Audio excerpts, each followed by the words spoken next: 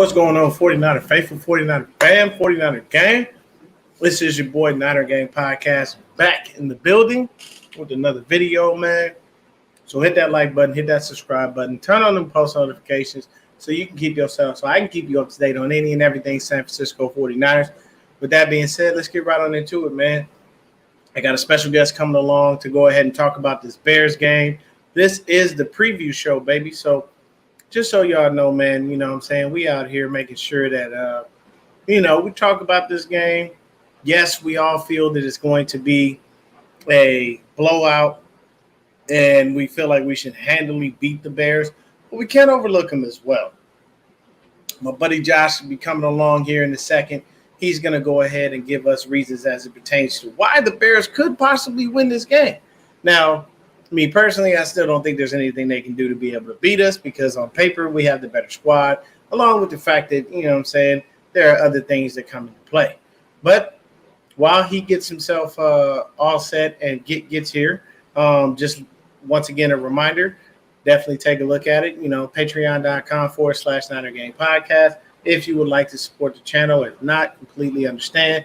No big deal, but it's out there. I'm letting y'all know. That is a way to be able to support the channel. You can go ahead and donate. Shout out to my dogs that do donate. Appreciate y'all.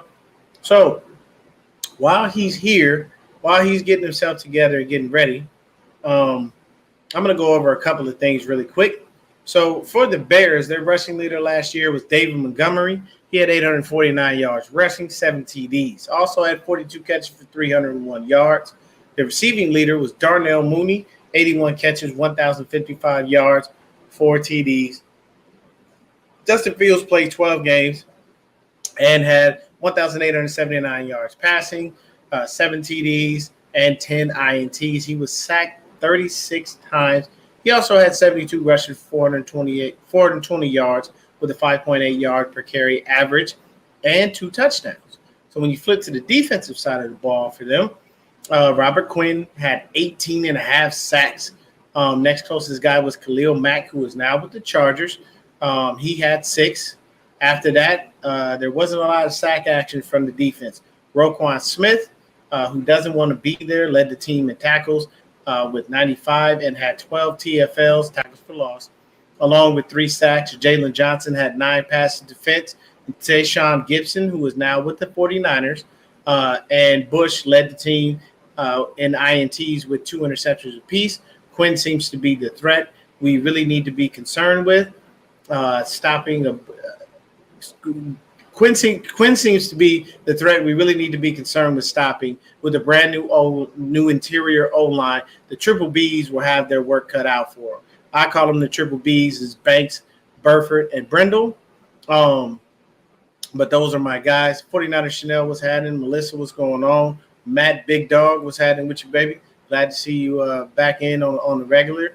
So once again, Quinn seems to be the threat we really need to be concerned with stopping. With the brand new interior O-line, the Triple Bs will have their work cut out for them. From the Bears camp, I hear a lot about Velus Jones and Darnell Mooney. I still feel like the Bears O-line may have improved, but it's still not enough to deal with our defensive line. This is the battle of 2 mobile QBs. Both defenses are hoping and praying neither one of these QBs get outside of the pocket at all. Justin is a little faster than Lance, but we have Fred, Dre, and Aziz to help slow him down. We have a new defensive backfield with Ward and Mosley being the starters, and Mr. Womack in the slot. Wide receivers, beware.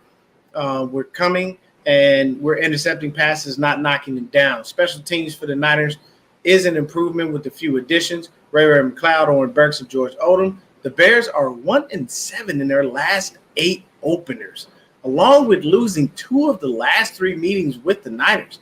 Last time we played the Bears, Debo went off for 171 yards. In our last meeting, we beat the Bears 33-22. In that game, Jimmy had 322 passing yards with no passing touchdowns, and it was the run game who won us that game. This was the infamous game where Shanahan ripped him a new asshole on the sideline, and he started performing all of a sudden. He had 2 short rushing TDs along with Elijah Mitchell having one as well. Fields was sacked 4 times, intercepted once, and had 1 passing and rushing TD as well. He killed us on his own rushing with 103 yards. We cannot allow this if we expect to win. We have to contain him and keep him in the pocket and allow that pass rush to destroy him. We forced 3 fumbles but didn't recover any. The defense had a fantastic game outside of Fields running. This game I anticipate the all gas, no brakes supposed to be in full effect. I'm banking on a few INTs and a few sacks. Offensively, I expect a massive explosion from our run game and pass game. So with those notes being said, and me giving just a nice little platform to what we have, I'm about to bring in one of my really good friends, man. And I'm going to tell y'all something. This is really my brother from another mother. And the reason that I state this is when I was down and out, when I didn't have nothing, him and his family came to my rescue. When I had nowhere to go, I didn't have anywhere to live, they opened their door and allowed me to stay with them. They really became my true family. And I love them, man. I love the Fredmans because they allowed me to have a place to stay on several occasions. And whenever I was down and out or something was going wrong, I could go there. I could talk to Pops. I could talk to Moms. I could talk to, I could talk to Gigi. I could talk to my boy Josh. His kids became, my nieces. And my kids became his nieces and nephews. Like, this is really a true friend of mine, man. I really consider him a brother. Blood doesn't mean anything. This dude really was there for me. And we bonded in a different way. When I met Josh, he was going through a custody battle, trying to get his oldest daughter. And I had to talk to him because I went through the same shit. Me talking to him helped him calm down. We built a bond from there that's never been broken, man. And this truthfully is my guy, and I always have that, and I'll always keep that. You know what I'm saying? I really love him to death. And he's a Bears fan. He's a diehard Chicago everything. I'm talking, but no Cubs, White Sox only. Don't do Cubs. If you say anything about the Cubs, he's probably going to look at you like crazy. But he is a Chicago Bulls, Chicago Bears, Chicago White Sox, Illinois Fighting Illini, like any and everything, man. This is my dog, man. This is my boy, my buddy. Josh, welcome to the stream, baby. How you doing, man? Pretty good, brother. How you doing? There we go. Look and see, he got the name, Chi-Town Josh. Look at it, straight out of what? I love it, man. That's what I'm talking about, baby. That's real right there. I like that shirt, man. I like that shirt. It's too bad all that is just going to wind up going to waste. But, it's all good. Yeah, we'll have to see about that. Got a lot to talk about here as far as that goes. But yes, we definitely do, man. So let's start position by position, okay? We have a new incumbent starter in Mr. Trey Lance. We have handed the cars to him, keys to the car to him. He is there to drive that Ferrari, along with the other pieces of the puzzle. Then there's, your coach's pet sitting right there, ready to come in. Okay, we're not talking about the backup, okay? Don't you start that shit. We're not talking about the backup. See, this is why I say he's my brother from another mother, because he knows how to fuck with me and piss me off. We're not talking about the backup. Trey Lance is the incumbent starter. He's the man. We saw a little bit from him last season. We saw the Arizona game, which once I will always state that was a damn college-style offense that was run. It was horrendous. Bad idea. What's up, Brandon? The other thing as well is that we wound up seeing some good and some bad. The Texans game, first half, he didn't really look too good. Second half, he looked fantastic. He looked a lot better. You know what I'm saying? In the Seattle game, when he had to come in relief of Jimmy, he wound up looking really good there. When we needed a shot in the arm versus the Packers, he came in and did that right before the half. The first touchdown of the season was thrown by none other than Trey Lance. It was Trey Lance to Trent Sherfield, who is now no longer here. We got a new host of characters and a few different people there that are new, but I believe in Trey Lance. It's his time. I believe that he is going to do fantastic. I really see all of the beautiful advantages to him, especially with the fact that you have an 84-yard bomb in the first preseason game to Danny Gray. So that's something that we never saw Jimmy Garoppolo do. And I definitely am ready for the season, man. I think Trey Lance is ready for the season. I think he's going to do fantastic. So, talk to me about Justin Fields. Tell me what's going on with this young kid and the maturation process of him from all of the things I just stated. Well, he's got 4 new starters on his offensive line from last year. One remains, that's Cody Whitehair, who was actually named a team captain today, along with Justin Fields. The other 2 team captains that were named today were, in case anybody was wondering, Robert Quinn and Roquan Smith. I mean, those are, and every week we are going to have a honorary captain as our 5th captain. And this week that is actually going to go to David Montgomery. Those were all actually named this morning at the Wednesday press conference. Okay. Yeah, we named our 6 guys as far as our dudes that are our captains for this year.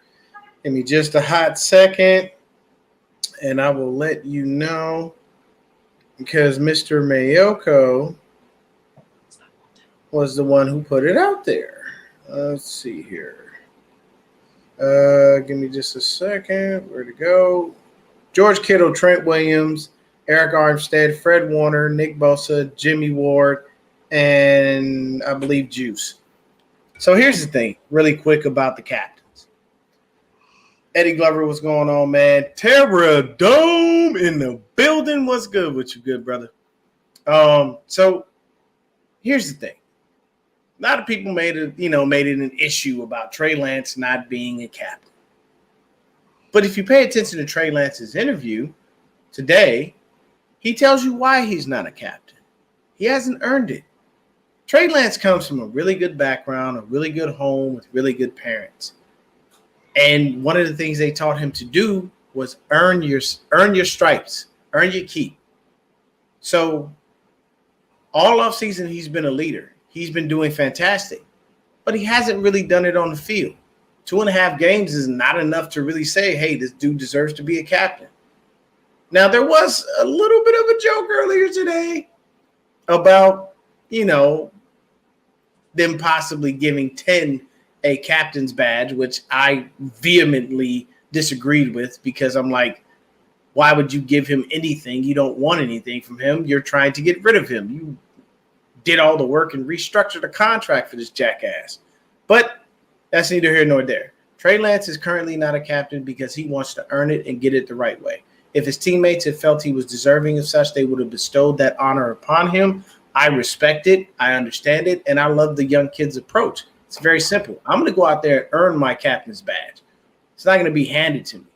So everything works out very well, man. I don't see a reason why Trey Lance can't have that situation be, something that's going on. Hey, Mom. Mom's in the chat there, Josh, man. She said, what's up? Oh, wait, that was Melissa. Hi, Melissa. But that's Mom's, man. She out there watching. Rochelle. So, yeah. Her in a minute. Yeah, it's been a while. This team frustrates me with injuries. Yes, I understand. Kittle injured and the season hasn't even fucking started. Believe me, I feel you in ways that you cannot imagine, brother. But how do you like your captains? Because all my captains seem to be great for me. They work out perfect. First of all, I do want to let everybody know. Actually, ChicagoBears.com, some of the editors are watching this right now. So we caught their attention. Yeah, it's kind of a little audition thing we got going on here. So definitely a heads up on that. But I also want to address the captains as we were talking here. Justin, like you're saying, we got 2 first-year guys or 2 second-year guys going here, 2 sophomores. And I think he said it perfectly. I haven't earned it yet. So I don't know how I feel about Justin being a captain in his first year as a starter. Okay. I will tell you, he looked ridiculously awesome during the preseason. Okay. 4 touchdown passes, a touchdown rush, no fumbles, no interceptions. In that third preseason game alone, he threw for 3 touchdowns and over 300 yards. He, unlike the rest of the league, Matt Eberflus, the head coach, decided to go opposite of what the entire league did and play his starters in the first half of that last preseason game. Whereas most coaches were like, nope, injuries, we're sitting them out. We're not doing this. They decided to play Justin to make sure he was ready to go for the season. And he came out and he performed, against Cleveland. I think I said Seattle. Seattle was the second game. He did throw a touchdown pass in that game as well. But it was against Cleveland. He threw 3 touchdown passes for over 300 yards. And again, in the entire preseason, the important number here is no picks. We'll ignore that last comment. I had to put it up there. I had to. But go on, man. Stats are awesome. Stats are awesome for the preseason. I like it. Right? And so, anyway, that's kind of how I feel about him being a captain. I'm unsure. I think David Montgomery deserves it. He's been there a few years. He is a team leader. But the 2 that I think really deserve it is the ones that came up. They showed up and showed out. And that's Robert Quinn, and that is Roquan Smith. Okay. I mean, if you're going to pick captains, I think those are the guys you go to. 18.5 sacks for Rob Quinn. Ain't nothing to scoff at, people. 18.5 sacks is a serious problem. That is captain material right there. That is C on your chest. Mm-hmm. So our defensive captains, I love it. Pun intended for you because you have a C on your hat, but There you go. Captain of this broadcast. I really out of his. Okay, I didn't expect a spice, but all right, bring it. I mean, when you look at the offense, who are you really going to give captain to? Cody Whitehair, maybe, because he's the only man that's been here. And then you've got Broxton Jones, Lucas Patrick, Tevin Jenkins, and Larry Borum on the offensive line. Like I said, all 4 of those, besides Cody, 4 out of the 5, those 4 are all new. Obviously, we drafted Tevin Jenkins and Larry Borum in the second round last year, both of them. They were both injured from preseason all the way through the end of the season, so they weren't able to come out and show what they've got. So I compare this kind of to the year because if you look at them, this is their first year for Tevin Jenkins and Larry Borum. You got a Niner fan that says she wanted us to get Roquan when he came out. And you didn't. That's all right. You'll probably get him because he wants out of Chicago next year. So you'll probably get him in free agency. So really quick, smart, I got another friend of mine in here, man. I met this dude doing podcast, and this is my dog, man. He's on the Forever Faithful podcast. My boy B-Dubs is in the building. What's going on, Brandon? What's up, D? How's it going? What's up, Josh? Chilling, man. What's up? Yeah, so Josh, hey, man, when I tell you Josh is like Chicago everything, goddamn. I'm talking about everything, man. And he feels good. He feels real good about this game, and I like it. I love the Chicago Bears energy because all of the Bears fans, man, are really looking at us like y'all sleep, and we gonna wake your ass up when they come on Sunday now. If you follow baseball and basketball real quick, White Sox got to get their head out of the rear. They're just 2 games back. Get this thing running and let's go. And as far as the Bulls go, my boy Dion, who's a Bulls fan over here, man. Goddamn Lonzo Ball, get your ass healthy and stop fucking around. Yep. Okay. LeVar, I don't know what you need to do, but figure that shit out. I'm tired of Lonzo sitting on the goddamn bench. Get out there and produce. Mm-hmm. But back to football there. Yep. Go ahead with your point there, Josh. anyway, like I was saying, we got 3 new offensive linemen, including the 2 rookies from last year that were hurt, Tevin Jenkins, Larry Borum. They were second rounders. So, I mean, being on the bottom last year with our offensive line, you can't go any worse than last. So, I mean, we can only go up from here. So we'll see how the offensive line does this year. Hopefully, Justin Fields isn't running for his life. But there were a couple of plays in the Seattle game in week 2 where they threw in a couple of the second and third line starting offensive linemen with Fields on the first line, and he was running for his life on a couple of those plays, and he got out of there and he made one was a great running play. Mm-hmm. He gained I want to say it was 27, 28 yards out of it on a 3rd down and 10.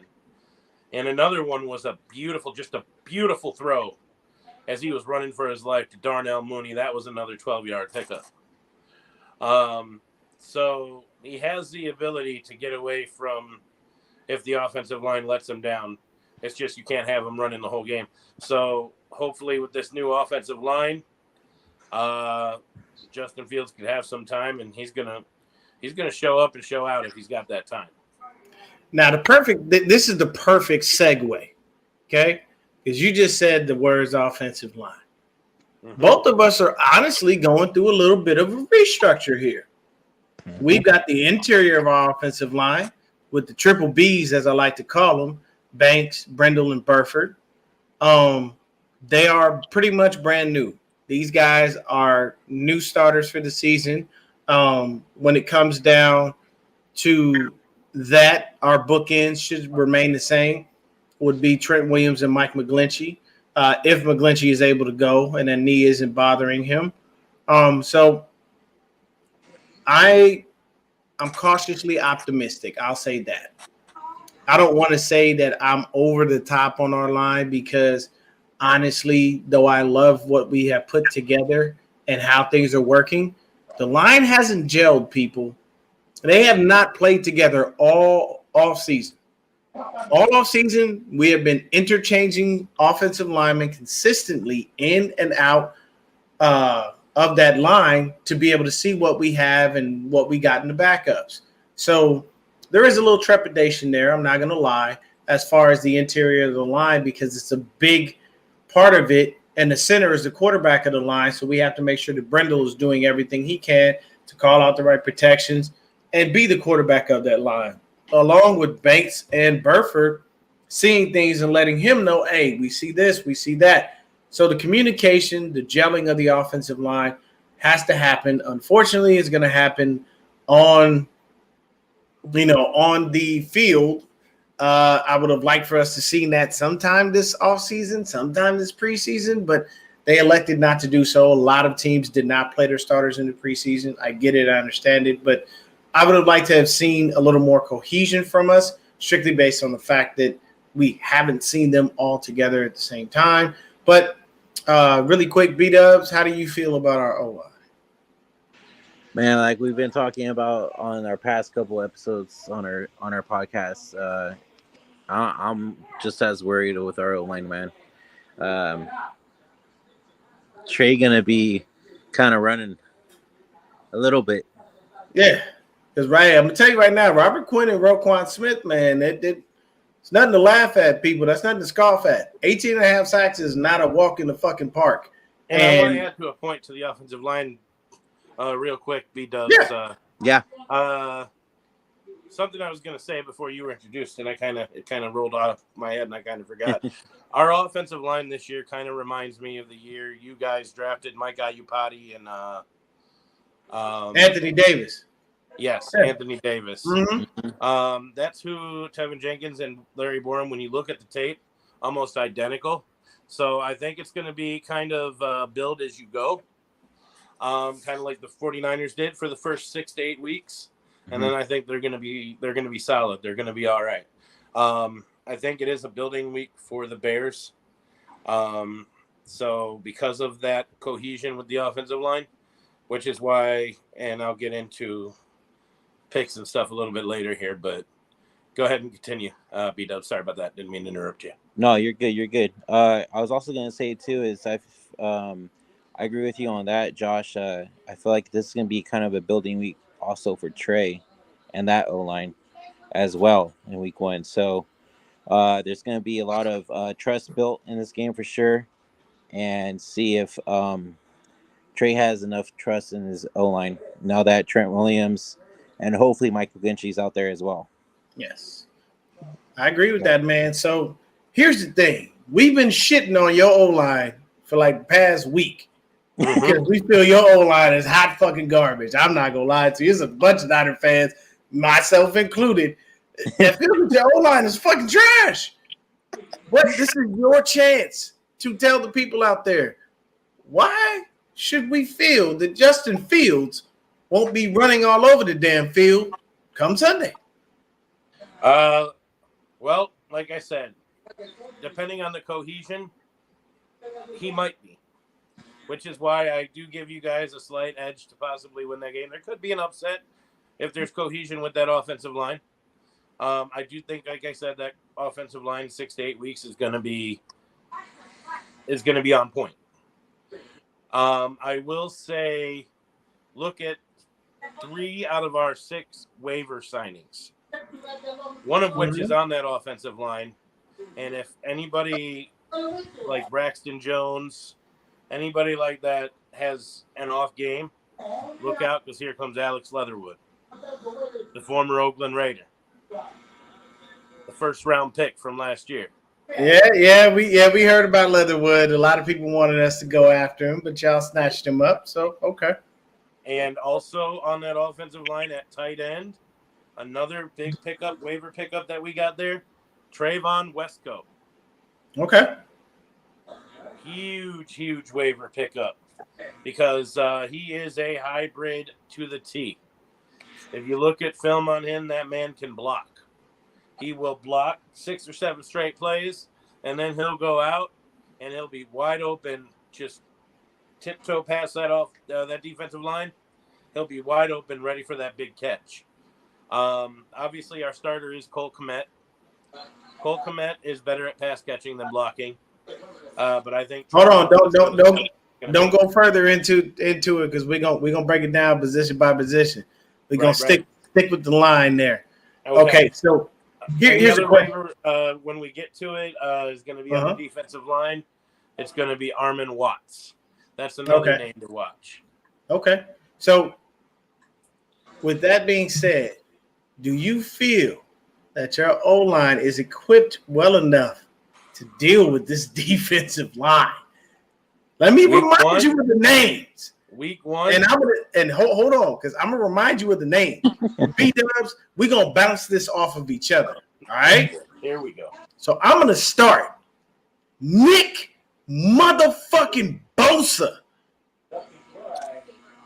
Let's go ahead and we mention Javon, big ass legs, Kinlaw. Eric, my wingspan is as long as your body. 6'7" Armstead. We got Charles Aminihu. Samson, I was chiseled out of fucking clay, so my body looks like an Adonis, but now look standing next to Javon Kinlaw, I look like a fucking Smurf. Ebucon. This is the line that your O-line has to stop. There's 5 of y'all and 4 of us, but the 4 of us feel like 6. Is the Bears O-line going to be able to withstand this consistent pressure that we are going to bring? I'm talking about from the ends and the inside. Put it like this. If you go on the outside, you got Nick Bosa waiting. Go on the other side. You got Samson waiting. If you try to go up the middle, Eric Armstead with his big-ass wingspan is right there waiting to hug you. And Javon Kinlaw literally nicknamed himself the Barbarian. No man that size should have an 8-pack. It's not humanly possible. Can your line stand up to that? He got all sad now. Yeah, I know. I went a little ham on that one. Tell me, man. I know. I'd be afraid too. God damn it, with a lot of trepidation. My heart says hell yeah. My mind's telling me Telling me no. no. But my mind says no. Okay. I feel shit. you. I feel you on that one, man. Your video went out, Josh. Oh, dude, that's how you There you know go. it's You bad. good now. Look, right? Yeah, look at that. Look at what happened. His video went out as soon as we mentioned all those people. Now, people, I got another guest in the building, man. He hit me up. He said, "Hey, we looking for more company. Oh shit. The young player from the Himalayas then went ahead and come down and decided to join us tonight. So I don't want people thinking that this is a 3-on-1 battle. We're going to give him his time to be able to say his piece.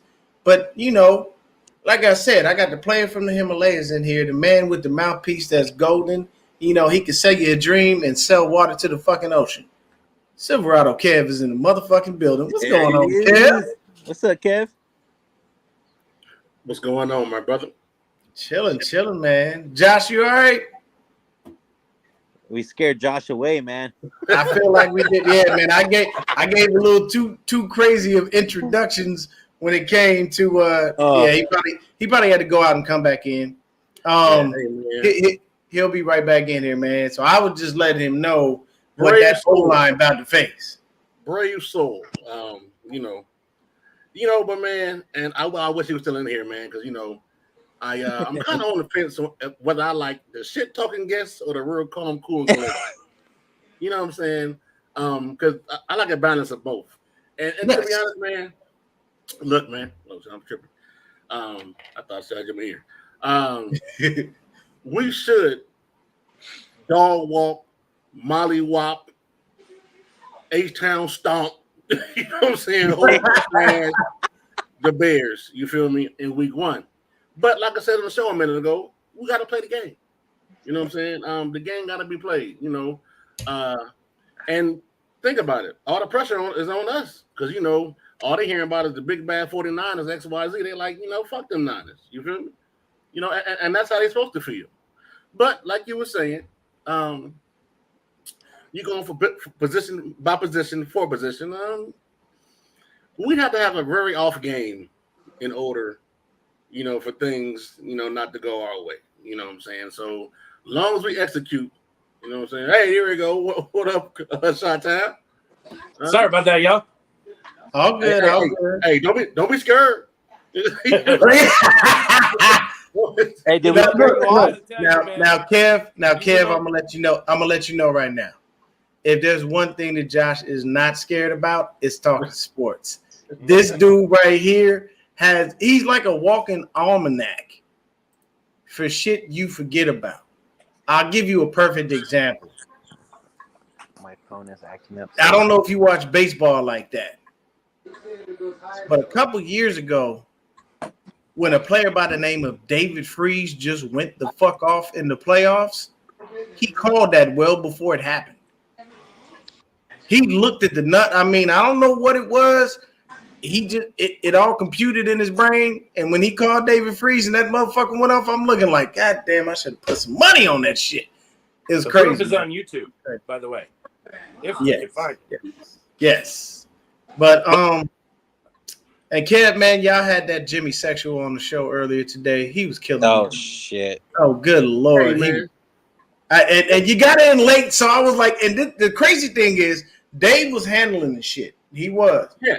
But then when you slipped in late, I'm like, damn, I wish Kev was here for all this bullshit earlier because he would have murdered this cat. That's part of the reason. That's part of the reason I wanted to jump on with you too, man, because I know last time I had a power outage, whatever. And that's all good. And I jumped on late on my show. So you know what? I ain't full yet. You know what I'm saying? You know what I'm saying? I feel you. I still got room for more. You feel me? You know what I'm saying? Yeah. So, and then so me and Kev went to the preseason game that I went to last year, Josh. Like we rolled to that preseason game together, man. Met Kevin personally, he's an awesome dude. When you went to Santa Clara? Yeah. And then me and Brandon, we're gonna hang out later this year. We're gonna go to that By the way, what happened when you opened that stadium? Remind me. See, here we go with the bullshit. Look. Here we go with the bullshit. Look, that's okay. in the past, bro. Okay. I expect him to take shots. He's supposed to. He's a guest. He has to do that. So The inaugural game. yeah, we were talking about. Look, we ain't gonna talk about that, okay? That's in the Why past. bring up old shit? Why bring up old shit? Look, Yeah, look, right. he's Right? a Bears fan. That will live Why bring up forever. old shit? 49er so- infamy. Hey, he's a Bears fan. What do you expect? I mean, come on. Just kidding. So look at it like man, this. seriously. Here- All shit talk aside, man. It might end up being a better game than anybody expects. You feel me? Especially Yeah. with- 100%. We're not going to roll over. and it's saying it's supposed to rain now, right? Hey, hold on, man. It's my son calling. Hold on for a second. Yeah, go ahead. Yeah, he said, yeah, and as he did state, the rain, man, that's the crappy part about it. The rain comes in and it winds up, making it a different type of game. This could be a ground game where we just running like nobody's business. Now, speaking of, by the way, yeah, new turf. Absolutely new turf. 2 weeks ago after the last preseason game, we got rid of the Kentucky bluegrass. Pulled it all out of the stadium. Oh no. Oh no. Oh, that's not good. Oh God, no. No. Put in new turf. No shit. We know what you have to happened the tell us last time we went on some brand new fucking turf in MetLife goddamn stadium, the worst place in the world. Oh And shit. it's the same turf that's laid at MetLife. Oh No. And y'all are going to be the first ones to play on it. Oh shit. Boy, damn. Home It, field advantage. brand new turf and rain. Oh Jesus Christ. We just can't this is geez. Oh fuck Brand me. new GM Ryan Poles. Yo, At the time when the Niners played at MetLife, he was a scout assistant or something like that for the New York Giants. Yeah. He knew what he was doing. Hey, look, man. So I gotta address this real quick, and I'm gonna let you address this too because this is technically your division. Melissa says I'm calling Lions, Vikings, Packers, Bears in that order. Cheeseheads lose the North. Now, Melissa, I got love for you, but this is a little off. I'm sorry. Ain't no way in hell the Lions is winning the goddamn thing. No. Okay, the Lions is going to be the bottom of the barrel. And I'm telling you right now, this division belongs to the Pack. We understand that. I mean, It's even in a unfortunate. horrible season last year, what happened on Thanksgiving? 3, 2, 1. The kick is good. Bears win. Just saying. Nice way to slide that in there. But I'd have to say for me, I'd honestly go Pack, Vikings, Bears, Lions. And that all depends. I mean, the season can change in different ways. You never know. So, who's Rodgers going to throw to? you got a point He there. had a horrible camp. You have a point. Horrible camp. He yelled at all the receivers because they the were funniest dropping thing. balls. So look at that. So here's the thing with me. And B-Dubs, you can second this. Trey Lance decided to work with his receivers in the offseason, did he not? Yep. He worked with Brandon Ayuk, Juwan Jennings, Ray Rimmer. He worked with anybody who would come and hang out with him. He tried to get Debo a couple of times, but we all understand why that didn't happen. Yep. Josh was Justin Fields working with his receivers? He was. So somebody explain to me why our receivers are working with our quarterbacks, but Aaron Rodgers feels that he doesn't need to do that. No, Let's take a look at this really quick. Let's go on the sidebar. I have brand new receivers I have no rapport with. I just lost my number one receiver to the Raiders. Maybe I should work with them.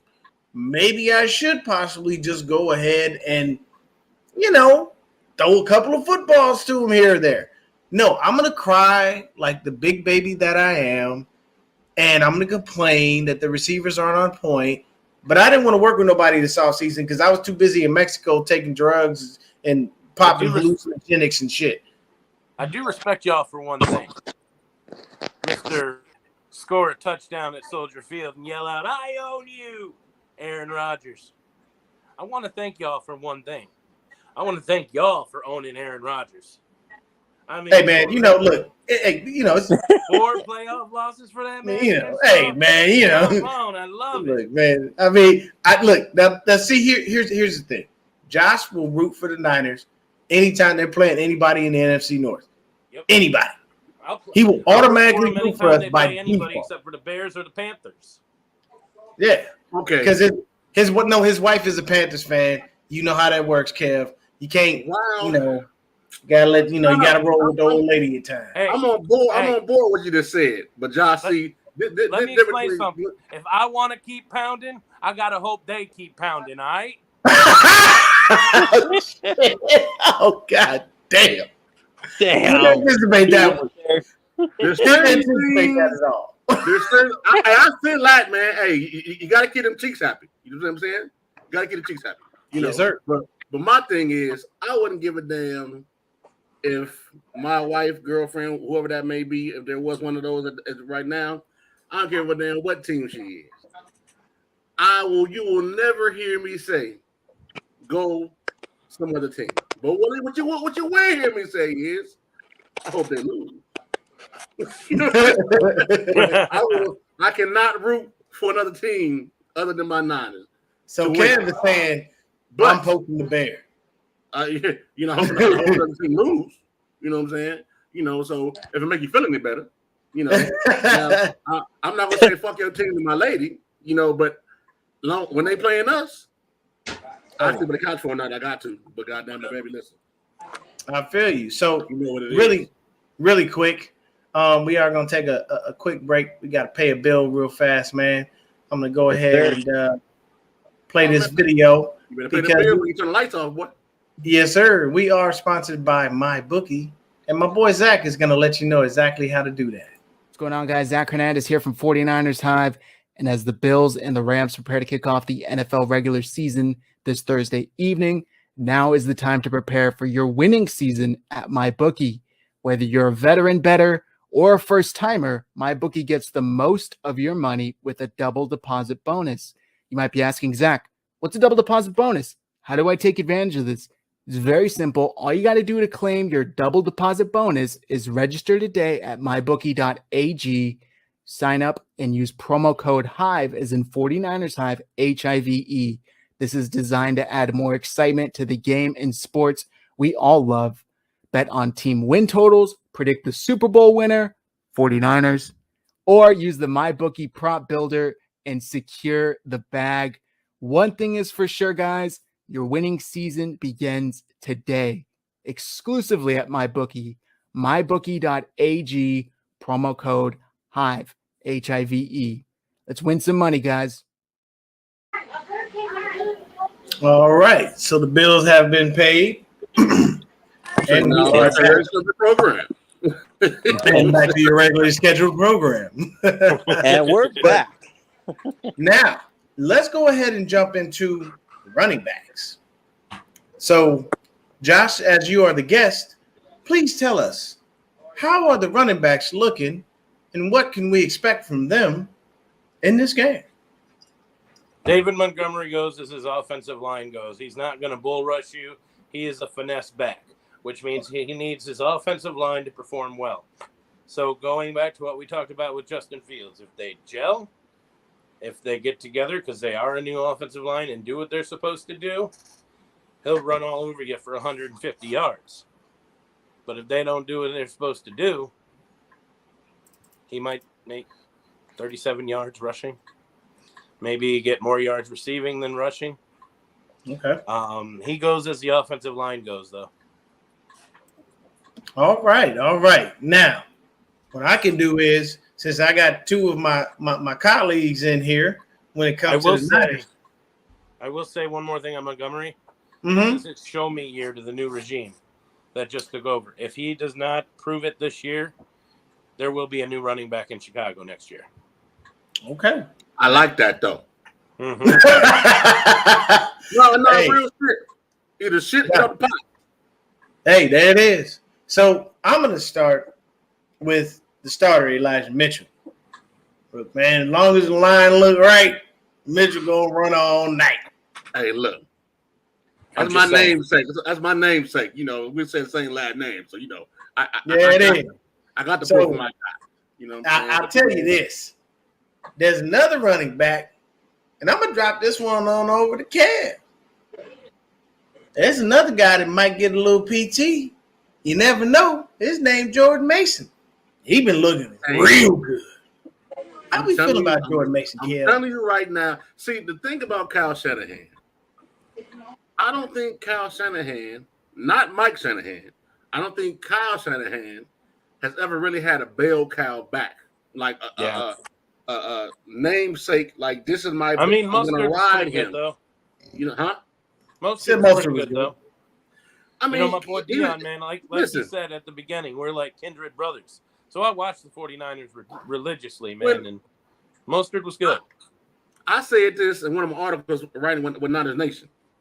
When you got a man that's weekend fast, and let me explain the term weekend fast, Josh. You get off work on a Friday. You blink. It's Monday morning. Weekend gone. So when you weekend fast, how can you not get a guy the ball? You know what I'm saying? So, but now that Mitchell is 4.3 fast, but Mostert was just. Do you know how fast Pune is? Pune. That's how fast Mostert is. You know, but unfortunately, we haven't really had bigger backs to handle a pounding for a bell cow back. So therefore, we kind of rotate them. So Mitchell put some weight on, some muscle on this year, and I expect him to get more carries, but also get a breather. You know, from TDP, Jill Wilson Jr., or even Mason. But unfortunately, the first two names, Mitchell and Wilson, normally get hurt. And I'm not wishing bad on nobody, but they got to kind of be looking over their shoulder like, hold on, let me make sure I'm doing my thing. Because if not, because Jordan Mason, Josh, the boy nice, man. He run hard. He run with authority. Of course, he's not going to run away from nobody. You know what I'm saying? But he don't have to. Just get the positive yards. So if this O-line does what they do best, in run block and open lanes, shit, it's a carousel back there. Yeah. I mean, but your boy Montgomery, not Montgomery. What's the boy name you just said? The running back, David Montgomery. Okay, yeah, Montgomery. Hey, if you let him, he'll give you a headache. Yeah. And see, and it's weird I'm not the kind of fan to say your team trash. A completely different running back from him coming out of college. He had the most broken tackles in the NCAA the year he was drafted. And what my Niners known for? Missed motherfucking tackles. What's that? And what's my Niners known for? Missed tackles. Missing tackles. Yeah. But here's the thing: he comes to the Bears and he all of a sudden becomes a finesse running back. You got a defensive lineman putting a hand on him like this, right? I mean, well, it is a different level. Go down. Like, where's all them broken tackles from college? Hey, look, I'm gonna tell you what the NFL said to him that college didn't say to him. Hey, Dion, what your boy say on motherfucking on Friday After Next? We not little no more. You know what I'm saying? Like, right? You know what I'm saying? So, we not little no more. Come on. So hey, you ain't got to earn this. You know what I'm saying? But seriously, man, if Montgomery's allowed to get off and play in space, it's going to be a long day. Just like Justin Fields, if he allowed to play in space and back there and do what the hell he want to do, you know what I'm saying? So, man, keep that boy in the pocket. Play that pass rush honest. Yes, sir. That's what you got to do, because if he gets out there, man, just like Trey Lance, he gets out there, man, he gonna make some plays. Yeah. B-Dubs, tell us about TDP, Tyrion Davis Price, a.k.a. Ty Davis Price, a.k.a. I'm going to run you over and I'm going to run over anybody else that steps in front of me.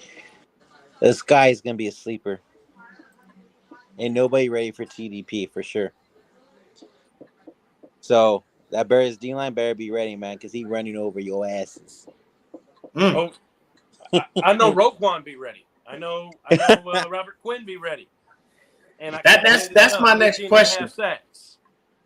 Here's since we started with that, let's switch over to the D line. tell us who we need to be worried about on your defensive line, because outside of Robert Quinn, I'm not seeing any other names. I know Roquan is there, but Roquan's a linebacker. So He's a linebacker. who do you feel gives you? Who else is that guy outside of Robert Quinn? So with the hiring of Matt Eberflus, we have turned back from Matt Nagy's 3-4 back to a 4-3, which I am not a fan of at all. Yeah, because I love the 3-4 myself. We are now back to a 4-3. The three on the defensive line you got to watch out for, though, obviously Robert Quinn. And then we've got, and I'm sure you've heard of these names throughout the league. They haven't been given a chance. They showed up this preseason. I think they're going to get their chance. Justin Jones and Angelo Blackson. And then we're going to throw Armand Watts, who we picked up off waivers from Minnesota. Watts is no slouch either, though. D-line. Okay. What's that? I said Watts ain't no slouch either, though. No. You know what I'm saying? No. Like, hey, I'm a DC, so I'm a defense guy. You know what I'm saying? So yeah, hey, bro, he can make it a long day up front. And Armand Watts, if I remember correctly, he had a hell of a game in that preseason game with Minnesota against the 49ers. What was it, week 1? Yeah. I believe. And then he gets dropped by Minnesota, and the Bears pick him up. So he's already somewhat used. I mean, I know it's vanilla in the preseason, but he's already somewhat used to the 49ers and what they're going to do. So, you know, he's a smart dude. So let's see what happens with him. If he come out week 1 in the regular season, looking for what he saw in the preseason, he might as well get his right now because he lost like a mama. Yeah, that was all vanilla. But he's definitely going to be ready to go, Armand Watts, starting on that defensive line after being picked up on waivers from Minnesota. So he'll be opposite of Robert Quinn with Angelo Blackson and Justin Jones in the middle. All right, so what about these linebackers, man? Outside of Roquan Smith, you done lost to Mac Daddy. He out there chilling in La La Land in L.A. with the Chargers, man. You know, wearing that baby blue, that powder blue, and talking about bolt up. Little lightning bolt there, yeah. Yeah. So what's going on, man? What do we have outside of Roquan that we need to be concerned about? All right. So as far as Roquan, obviously he'll be in the middle of that 4-3. And then now these guys are the starters for now. Expect Jack Sanborn, remember that name, to replace one of them on either the weak or the strong side. Okay. But right now we've got Nick Maroon and Matt Adams on the opposite sides of Roquan Smith. They performed well in preseason. They earned their jobs. But Jack Sanborn, who was the MVP 2 years ago of the Alliance of American Football, and the defensive MVP. And then this year he was the defensive MVP of the United States Football League. There was a big bidding for him. The Bears obviously won him. But he is going to look to make a name for himself coming in on third downs to start the season. I would say by week 6, if all three of these starting linebackers aren't household names by them, it means they're doing something wrong. Jack Sanborn will take over as a starter. Okay.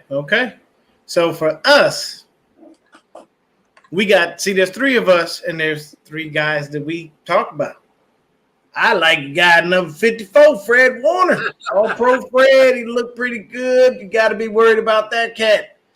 B-Dubs, I'm just going to make him Azeez Al-Shaair. All he got to do is just grow a little more hair and get some cornrows, and we solid. Ain't that the truth? And the crazy thing is, doesn't Silverado Kev resemble Dre Greenlaw to a small extent? He look a little bit like Dre, just a little. You're a fool for that one. You know? So our defensive, our linebackers, bro, it's a problem, and all of them are healthy. That's the thing. So you got to be on your P's and Q's. And remember, we cover. So don't send the tight end. Don't send Cole Kmet out there thinking he finna just work Aziz, Dre, or Fred. That ain't about to happen now. If I put the green law on. Oh, wait, hold on. Oh, we got the green law. Oh, shit. Yeah. There it is. There we go. Doesn't look like that's green what law. Trayvon Wesco's going to be for. Yeah. What's going on, Rick Diaz? Oh, yeah, man. Yeah, we definitely ready for some football, baby. We ready. So now you already know about our defensive line. We got some hogs in the middle, and we got some nasty, fast motherfuckers on the outside. You know that front seven right there is disgusting. So I've been hearing a lot from Bears fans about your defensive backs and your safeties. Everybody says that y'all got some superstars. My DB brother from another mother, I've been waiting. Please let me know who these superstars are. Because we got some superstars, but we need to know who yours are. All right, so we got a couple rookies. Again, second-round picks from this year. Watch out for one of them. I'm talking perennial Pro Bowler. I'm calling it right now. Safety Jaquan Brisker. Oh, that's Breezy boy. And that was Breezy. Oh, Breezy loved him some Jaquan Brisker. I like Brisker too. I am talking ball hawk. Okay. I like Brisker. Opposite side of him. He had an off year last year, but I think he's going to come back and be himself again this year. Eddie Jackson. Okay, yeah. So I'm telling you, that safety combination right there starting off. Eddie Jackson, Jaquan Brisker, watch out. Okay.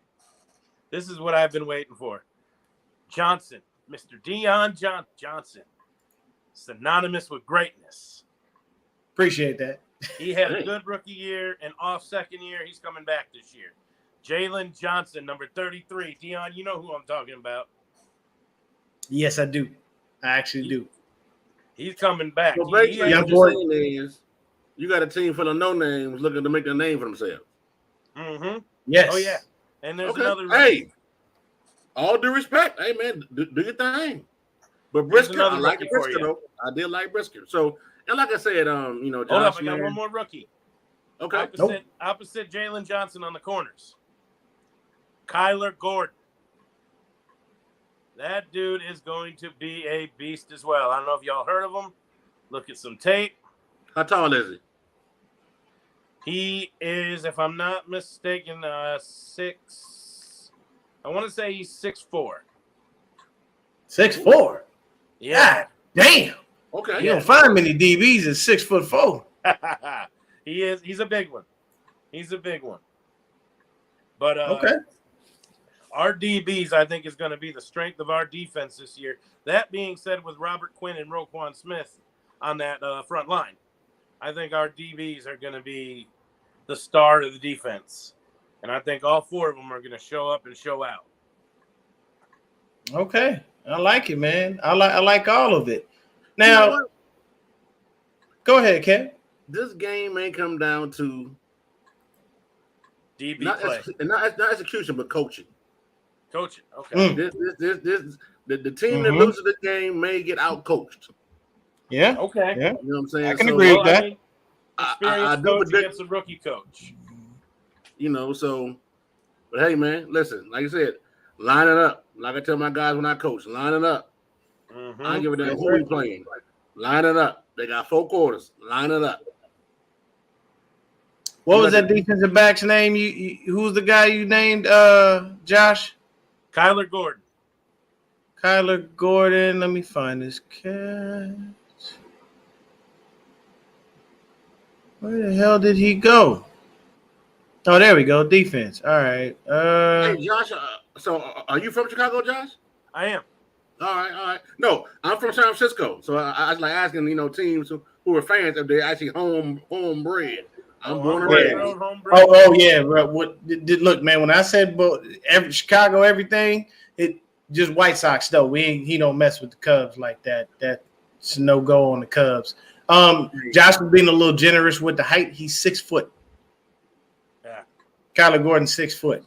But either way, man, a 6 foot DB, anything 6 foot and above usually is a plus because the average DB is about 5'11". You know what I'm saying? 5'11", 6 foot roughly. Our DBs, we have one new guy, Mooney. Okay, I can't call him his name. He don't like being called that. Right. We're gonna call him Mooney.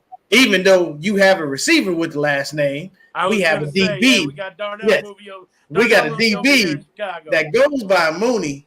He's new. He's from the Kansas City Chiefs. He's been looking great all offseason. He's ready to go. On the other side of Mooney, Kev, who do we have? Oh, my man, E-Man. E-Man. That's right. Oh, and Jason Verrett. And what'd you say, B-Dubs? No, I said and Verrett too. Oh, he's on the PvP. We ain't gonna count him right now. Okay. We got a new Sports Center from Stan being like, "What about my boy? What about my boy?" Yeah. Now, Josh, I'm a. If you ain't been paying attention, who is that? Who is that young slot guy? Who is that 2 interception / I made a 3rd interception happen at the home game? All you're gonna hear is if you think you're lonely now, wait until Womack intercepts you. Yeah. Sam Womack, baby. And that boy cold, boy. Hey, Josh, I'm telling you right now, I know you probably have Sunday ticket or something.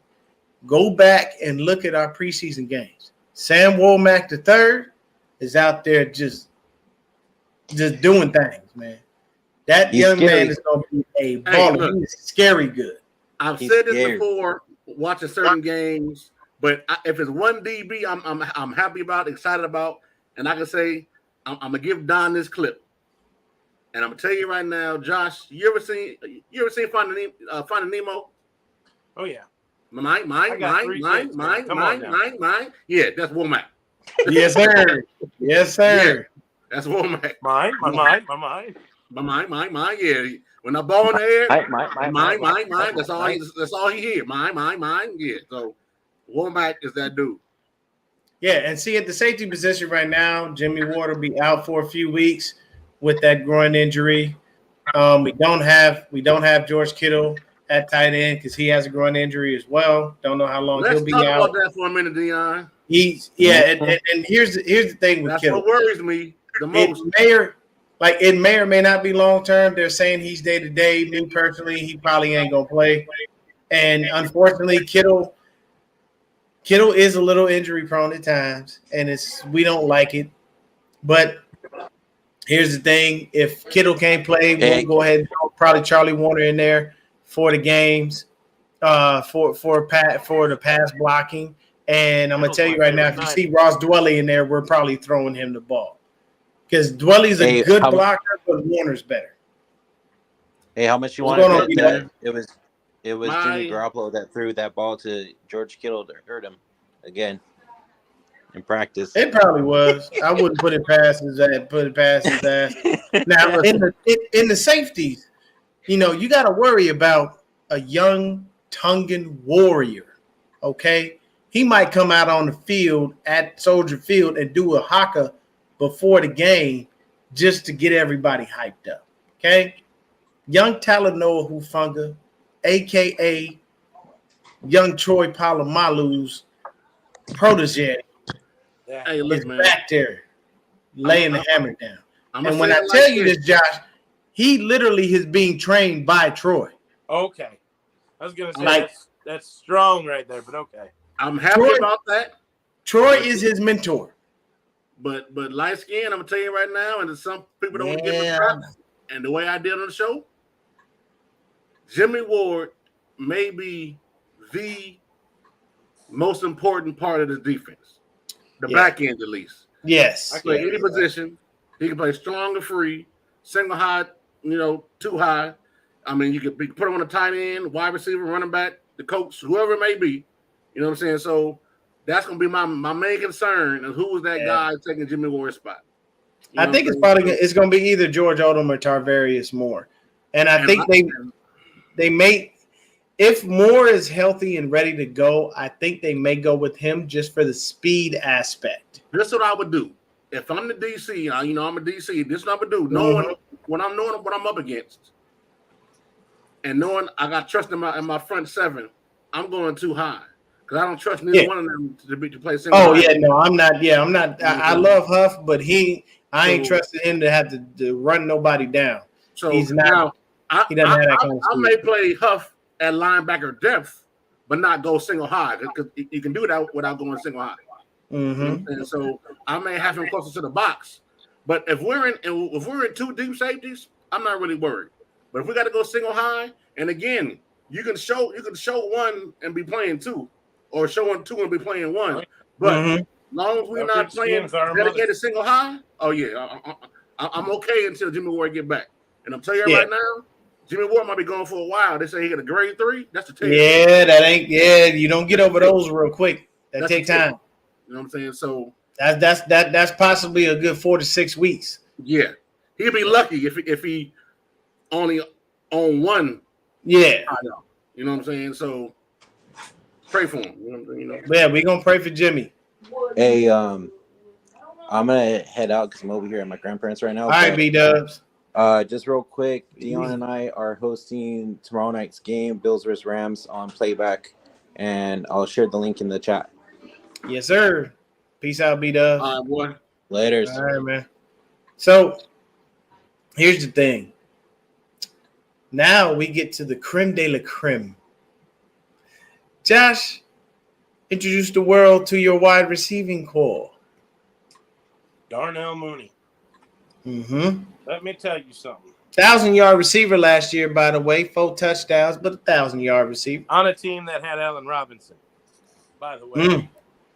Just throw that out there. He was the number 2 with those kind of numbers. See, y'all done lost 2 people to L.A., and it's both 2 different teams. You lost Allen Robinson to the Chargers, and you lost the Mac Daddy over there to Allen Robinson to the Rams, and you lost Mac to the Chargers. L.A. stealing your players, man. But let me tell you something. Darnell Mooney and Justin Fields worked out this summer. They, along with Velus Jones and Equanimus St. Brown, let me tell you something. Darnell Mooney and Justin Fields this preseason have been linked together like 49er fans would know Jeff Garcia and T.O., Terrell Owens. Like they could breathe and knew what to do. There was a play this preseason that just wowed everybody. It was a slot play where Darnell Mooney was in the slot, and he ran up the middle and ran to the right.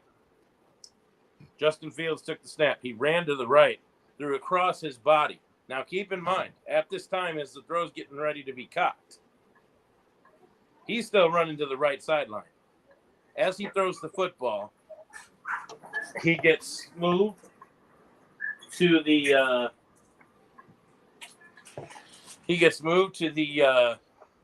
left. He kind of shimmies to the left as the ball's being thrown. The entire defense is going to the right. Meanwhile, somehow Darnell Mooney made that move, shifted to the left. Fields put that ball right on point as he was making that move. The entire defense is going to the right. He's gone to the end zone. Oh, gone. So you mean he had a juice slip in his back pocket? Yeah. Mm-hmm. Okay. Exactly. Right. It was beautiful to watch. But the rest of the receiving core, 1, 2, 3, you're gonna have Velus Jones in the slot, and he is going to be like a Deebo Samuel. And I'm not the only person telling you that here, am I, Dion? No, I've heard a few other people. There's been a lot of Bears fans that have given the comparison of such. Man, you got to show me. There's only one Deebo, bro. I'm sorry. There's only one, and you got to show me on a position. It's only one Deebo, bro. I mean, hey. Velus, man, he's going to give it his best shot. He's going to run kick returns. Yes, he did. Okay, you got to remind me of that. Go back to your Detroit Lions, okay?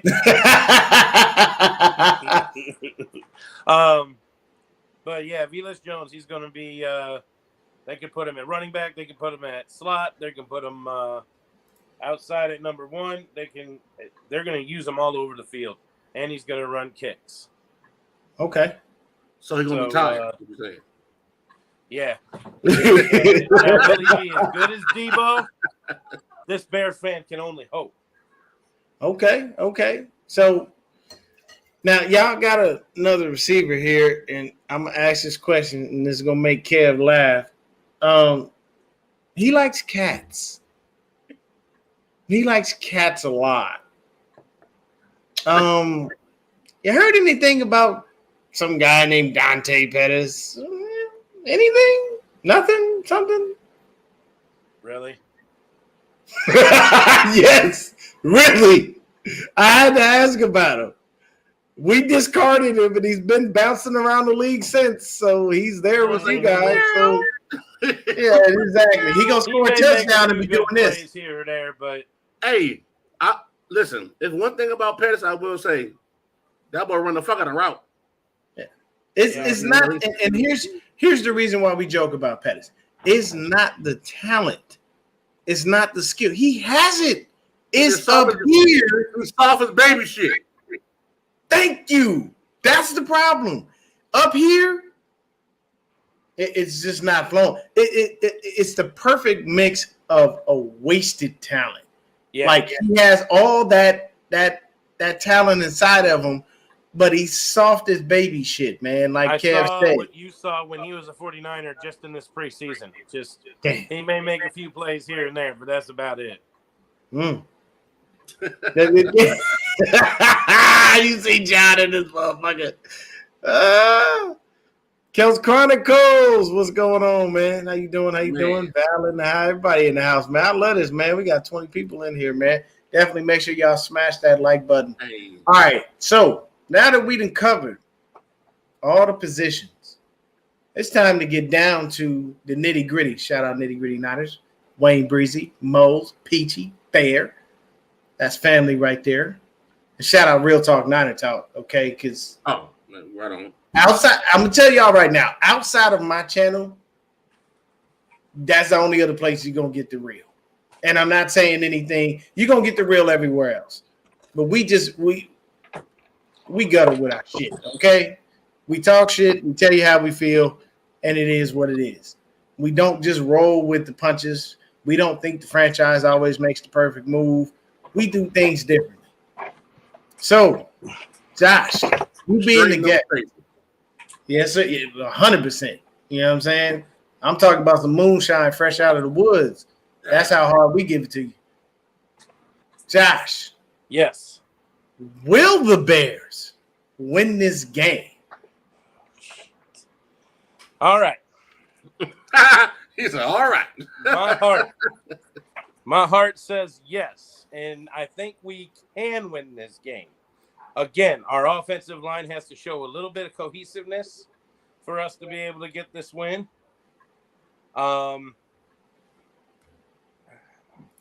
With my brain, I do got to go. I got to say Niners 23, Bears 21. I think we got a chance to pull it out. I hope we pull it out.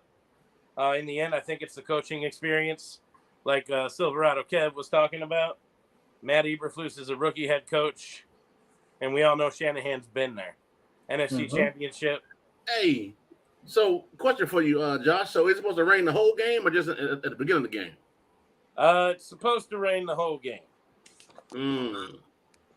Yeah. Wait, by the way, I wanted to bring this up. I almost forgot about this. It was announced this week.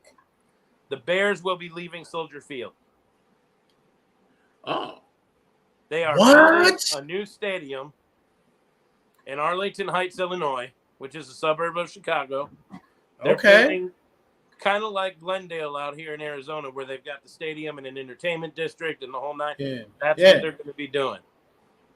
They're going to be building a domed stadium at the former Arlington horse racing. Wow. They already bought the land for it. They already got the schematics for the stadium and what the entertainment center is going to look like. This was something that they started talking about 2 years ago, and it just became official actually this past Friday. Okay, so you heard it here, Bears fans. And everything.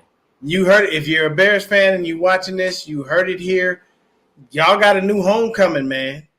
And Soldier Field, as storied history, as much history as that field has, man, it is time to move.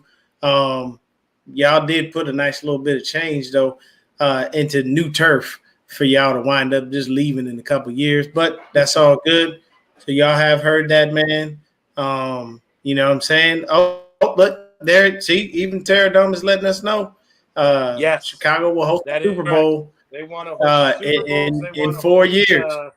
Bowl games for college football, and they also want to bring an NCAA Final Four. Oh, damn. Yeah. Ooh, okay. I like it. Hey, I like it, man. So look at his side. He said host, not win. Host. Yeah. Look, man. I just had to make sure the reality was there. Basketball. Illinois up and up. I was thinking Illinois fall there for a minute because we ain't done nothing in football. But Illinois basketball has been on the up and up. So, Kev, can the 49ers win this game? Most definitely. They can, and they should win this game. That is key. I'll tell you what I told Dion. The rain, the conditions kind of makes you a little bit more sketchy because we've seen how we done in rain games. You know what I'm saying? Yeah. But that just tells me run heavy. Run. Whoever went up front in the trenches is going to win this game. I'll tell you.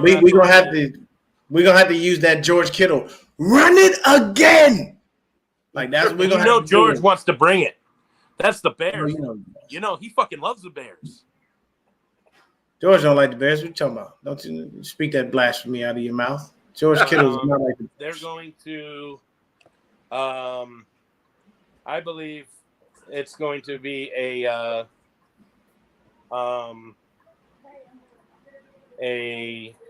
hold on one second here.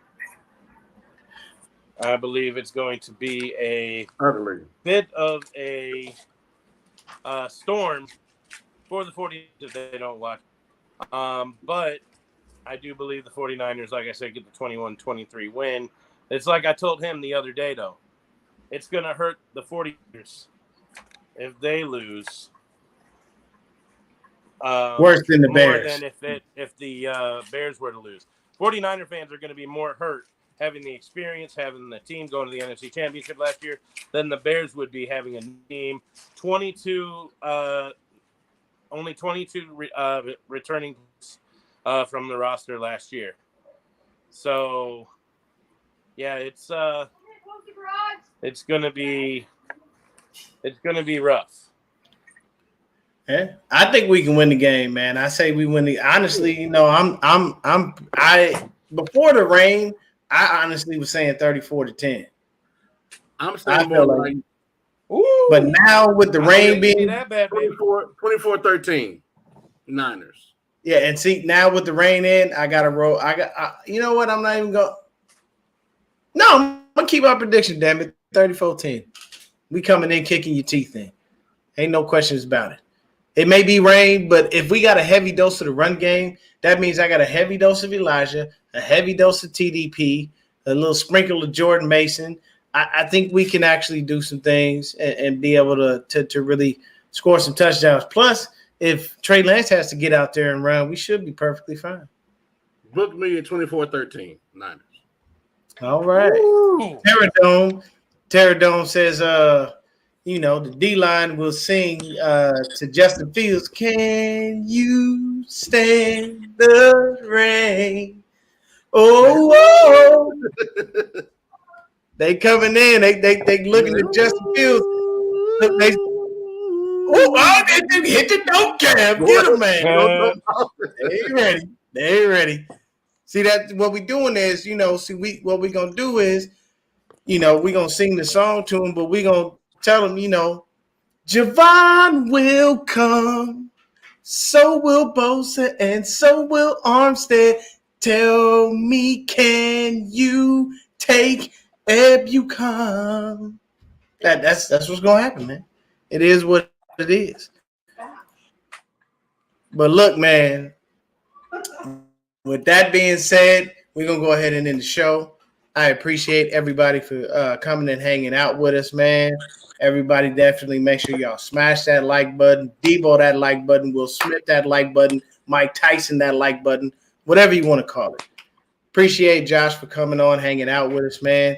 Like I said, it's my brother from another mother. He's always going to be, welcome on the show. Definitely, as far as him being a Bears fan, man, he really did his thing coming up here, hanging out with us, man. So, thank you everyone for tuning in, and go Niners, man. And for Josh, go Bears for you. Oh no, I ain't singing that damn song. You can forget that. Bear And, down, Chicago. I love the enthusiasm Make everybody for your clear the way Bears, to but victory. nah, bro. Bear down, Chicago Bears. Put up a fight with a might so we'll never forget the way you rule. He really out here with his song, man. Your team formation. Bear down, Chicago Bears. And let them know why you're wearing the crown. You're the pride and joy of Illinois. Bears, bear down. Woo! Hey, there you go. And we ain't about to keep listening to bear down.